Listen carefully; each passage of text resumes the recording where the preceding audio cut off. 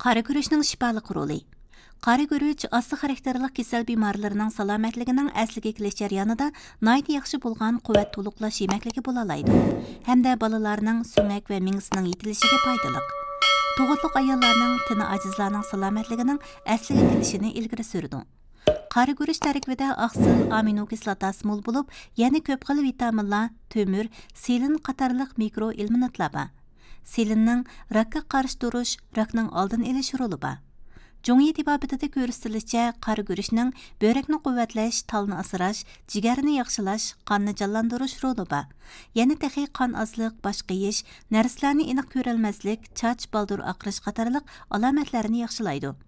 Qara guruch tarkibida yemaklik talosi ko'p bo'lib, hazm bo'lishi asta. Shunga diabet bemorlari iste'mol qilsa, qon shakarini tez suratda o'rlitib o'tmaydi. Diabet bemorlarining iste'mol qilishiga bakmo mos keladi.